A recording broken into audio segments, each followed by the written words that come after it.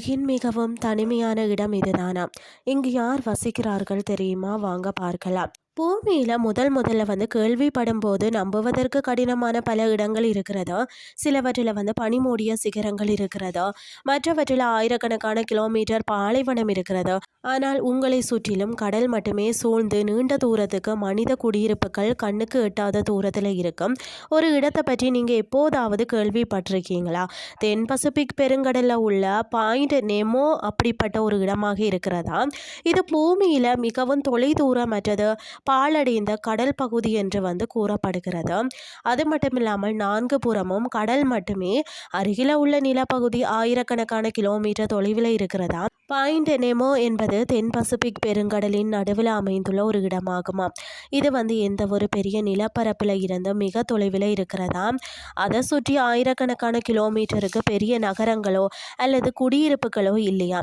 அருகில் உள்ள நிலப்பகுதியும் சுமார் 2600 கிலோமீட்டர் தொலைவில் தான் இருப்பதாகவும் கூறப்படுகிறது. இதனால் தான் பாயிண்ட் நெமோ பெரும்பாலும் பூமியின் மிகவும் தனிமைப்படுத்தப்பட்ட இடம் அப்படின்னு சொல்லி அழைக்கப்படுகிறதா. இங்கு பார்த்தீங்கன்னா சாலைகளோ கிராமங்களோ மக்களின் அன்றாட வாழ்க்கையோ இல்லை. பெருங்கடலின் நடுவில் உள்ள இந்த இடத்தை அடைவது சற்றும் எளிதான காரியம் இல்லையா. அதாவது இங்கு கப்பல்கள் மிக அரிதானவையா. இங்கு கடந்து செல்லக்கூடிய கப்பல்களின் எண்ணிக்கை மிகவும் குறைவாக இருக்கிறதாலேயே பாயிண்ட் நெமோவின் தனிமையை அறியலாம். இதை சுற்றி பெரிய துறைமுகம் எதுவுமே இல்லையா. மேலும் இது எந்த ஒரு பரபரப்பான கடல் வழித்தடத்தின் நடுவிலையும் அமையவில்லையா. நீண்ட தூரத்துக்கு கடல் மட்டுமே தெரிகிறது. இந்த தனிமை உலகின் மற்ற கடல் பகுதிகளில் இருந்து இந்த இடத்தை சிறப்பு மிக்கதாக ஆக்குகிறது. இங்கு மனித நடமாட்டங்கள் மிகவும் அரிதாக இருக்கிறதாலேயே ஒருவர் இந்த பகுதியில் இருந்தால் மற்றொருவர் நீண்ட நேரம் அவரை சுற்றி வருவதற்கான வாய்ப்புகள் மிக குறைவாகவே இருக்குமாம். அதாவது பார்த்தீங்கன்னா பாயிண்ட் நெமோவின் மிகவும் சுவாரஸ்யமான அடையாளம் தான் அதன் தொலைதூர அமைவிடம் மட்டுமல்ல, இந்த இடம் விண்வெளி பயணங்களுடனும் தொடர்புடையதாம். அதாவது பார்த்தீங்கன்னா பழைய ராக்கெட்டுகள், செயற்கைக்கோள்கள் அல்லது பெரிய விண்கலன்கள் தங்கள் பணிகளை முடிக்கும் போதோ அவற்றின் சில பாகங்கள் பார்த்தீங்கன்னா பூமியின் வளிமண்டலத்திற்குள்ள மீண்டும் நுழையக்கூடும்.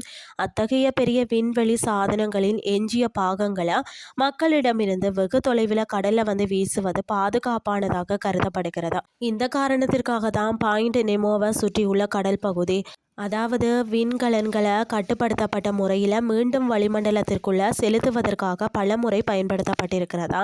இந்த காரணத்தினாலேயே இது பொது வழக்கில் விண்கல இடுகாடு அப்படின்னு சொல்லியும் அழைக்கப்படுகிறதா. ஏன் இங்கு விண்கலம் வீசப்படுகிறதுன்னு சொல்லி பார்த்தீங்கன்னா, ஒரு பெரிய விண்கலத்தின் சிதைவுகள் ஒரு நகரத்தில் அல்லது அதிக மக்கள் அடர்த்தி கொண்ட பகுதியிலேயோ விழுந்துதுன்னு சொன்னால் என்னவாகும் அப்படின்னு சொல்லி கற்பனை செய்து பார்த்தீங்கன்னா உங்களுக்கே தெரியும். இது மக்களுக்கும் உடைமைகளுக்கும் சேதம் ஏற்படும் அபாயத்தை ஏற்படுத்தக்கூடும். ஆனால் பாயிண்ட் நெமோவை சுற்றி அத்தகைய மக்கள் தொகை கிட்டத்தட்ட இல்லை. இது தவிர இங்கு பார்த்தீங்கன்னா கடல் வழி போக்குவரத்து மிக குறைவாக இருக்கிறது. எனவே பெரிய விண்வெளி சாதனங்களை கட்டுப்படுத்தப்பட்ட முறையில் கடல்ல வீசுவதற்கு இந்த பகுதி மிகவும் பொருத்தமானதாக கருதப்படுகிறதா. இருந்தாலும் மிகவும் வளிமண்டலத்திற்குள்ள நுழையும் ஒவ்வொரு முறையும் கவனமாக கட்டுப்படுத்தப்பட்டு கண்காணிக்கப்படுகிறதா. பாயிண்ட் நெமோவின் உண்மையான அழகு என்னன்னு சொல்லி பார்த்தீங்கன்னா, அது பூமியின் பரந்த தன்மையை நமக்கு உணர்த்துகிறது. இன்று உலகின் ஒவ்வொரு மூலையும் சாலைகள், நகரங்கள் மற்றது இணையத்தால் இணைக்கப்பட்டுள்ள நிலையில் கடலின் நடுவில் மனிதர்களின் இருப்பு மிகவும் அரிதாகவே இருக்கும் ஒரு இடம்னு சொன்னால் இன்றும் இதுதான் இருக்கிறது.